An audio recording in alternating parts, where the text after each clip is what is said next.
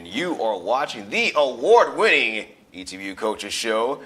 Mark T. Robinson with head softball coach Janae Shirley. And on today's Tuesday edition of our Coaches Show, we're going to recap you guys' ASC series against Hardin-Simmons University. Came away with the 2-1 overall series win. Start off with an 8-0 victory, followed by a 2-1 win on Friday. But then you had a weather delay that kind of pushed the game back to Sunday and kind of suffered the 10-8 loss. But overall, you're coming back home, ready to finish out.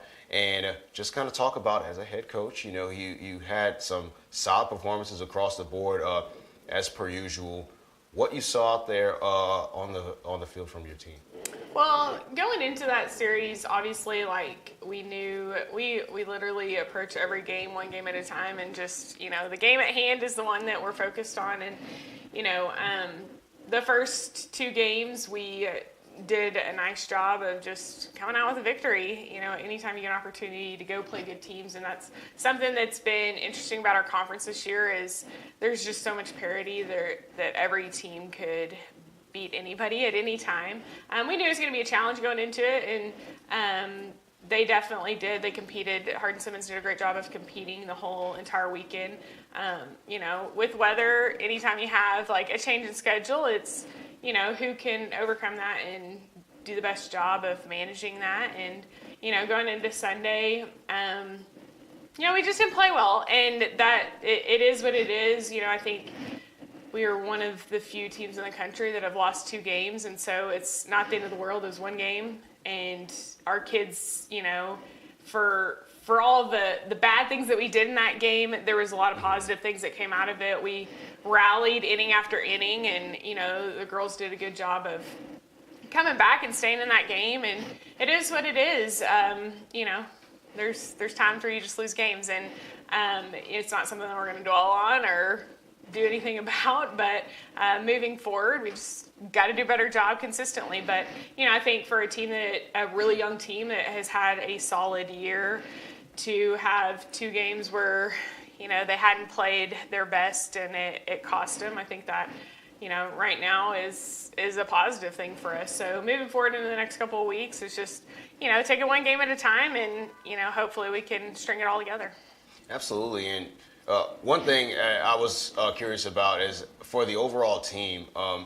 So coming away with a tough loss like that to end the series, is it kind of a weight lifted off your shoulders in that when you're constantly winning, as you guys have been so successful this year, it's kind of hard to really see exactly what you're struggling with when the final result is a win? But you know, when you come away with a loss, is it clear to see, okay, this is where we need to improve as a team going into the ASC championships? Yeah, as much as it's hard to think about it, it's, you know, we really have not focused on the fact that we've won 30-something games this year. Even after the games that we've not played well and we have ended up winning, we talk about that stuff, and, you know, that's stuff that we hope to get better at. You know, at times I think it's a little bit frustrating for my team because I'm, you know, on them about stuff that, you know, we hadn't done well, and they've won so many games. So I think that there's probably more people outside of our program that focus on that than inside our program. Our job is just to do the best that we can every time we step foot on the field. And sometimes, you know, it could happen that we do play a good ball game and we end up losing. And, you know, that's part of the sport and that's part of the game. And, you know, it's tough. And sometimes you lose and you got to move forward from it. Absolutely. And just looking at with your team and the direction that they're going here, just looking at how your players have performed across the board. Obviously, you have Mackenzie Anderson, Danny Solis, who has done well.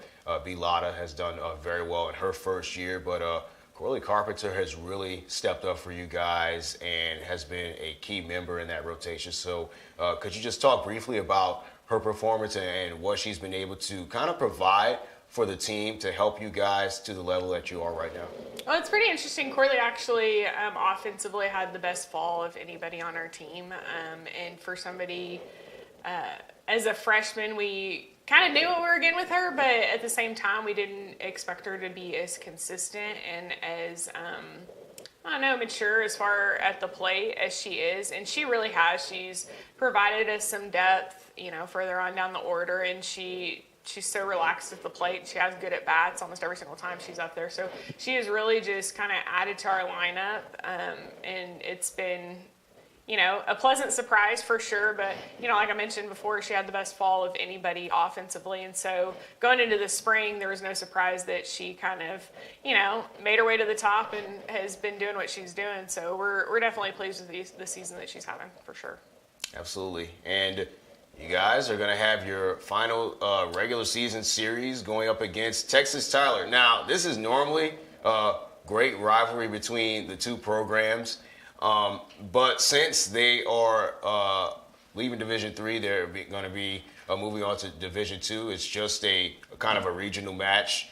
What is kind of the mindset that goes into that particular game for you? I know sometimes it's kind of like a chess match as to what moves to make, what lineups you particularly want to go up against that particular team. But what's the mindset that's going to Well, again, this is a regional game for us, so it counts for us. And, we aren't approaching this game any different than any other game that we've played all year. Obviously they're a very, very quality, talented program. And, our kids are going to have to play well. And hopefully they accept that challenge. And, it's interesting. They have a very... they have 9 seniors, and we have, 1/2 with Morgan. And so it'll be interesting to see how our younger kids are met with that challenge. And, it's good. They need to play good competition. They need to play people that will challenge them and that every out and every at bat counts. And, I think that's what we're going to get with UT Tyler. And for us, it's been like a lot of history between the two programs. And, it's kind of bittersweet. It's kind of sad to see a rivalry that, won't continue because they're always good, big, quality games. And, it'll be kind of the turning of a page and the start of a new chapter, but hopefully we can compete well. And, our goal, again, is every game to play our best game, and hopefully we'll come out of it with 3 wins. Absolutely, and that should be a very fantastic matchup. But before we let you go here on the ETBU Coaches Show, just want to talk very briefly about the fact that, coming up here is also going to be a senior day game with, as you said, you have 1/2 seniors, Yeah. but primarily Mackenzie Anderson, she's going to be graduating as well. So just kind of talk about, what have been some of the special moments, if you can, about having her on this team in this program, helping them grow to where it is today? Yeah, well, Saturday or Friday, we'll be honoring Mackenzie, who we call Kiki, and Morgan Arst. And both those players just have been phenomenal in our program. When you paint a picture of what type of player you want in your program as far as just quality person, both of those two fit the bill exactly. They're both leaders on and off the field, and spiritually have helped our team grow, and every day they work their tail off. Morgan had an unfortunate accident this year and had a season-ending injury, and just how she's handled that has been an inspiration to our team. And it's always sad. This is kind of a bittersweet moment in the year because these kids that I've kind of watched grow up are moving on to other things in their life. But it's kind of a pride moment. I'm super proud of the girls, the women that they have become and the women that they are, and I'm honored to have a day that we can honor them. But with that being said, it's not final. We still get an opportunity to host the conference tournament, and so there are more games to be played at Taylor Field and more of their season left to play. And so as much as we are sad about it, we're excited for what this next couple of weeks holds in store for these two kids.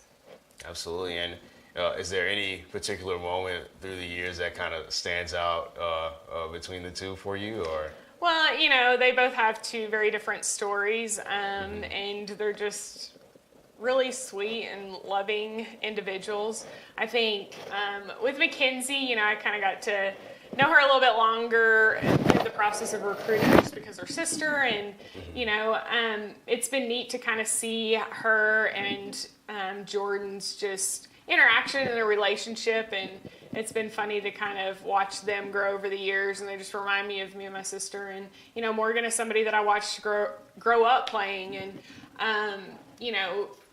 she went off and came back and found her place here at ETBU, and we're just thankful for her in our program. But it's been a blessing to have both of them in our program. Absolutely, and thank you once again, Coach. And we are looking forward to the Thursday-Friday matchup against UT Tyler here on Taylor Field. And you can keep up to date with all things ETBU sports on GoETBUTigers.com or follow us on social media at GoETBU Tigers. Once again, Mark T. Robinson and softball coach Janae Shirley. We'll see you guys again next time. Thanks for supporting ETBU Athletics.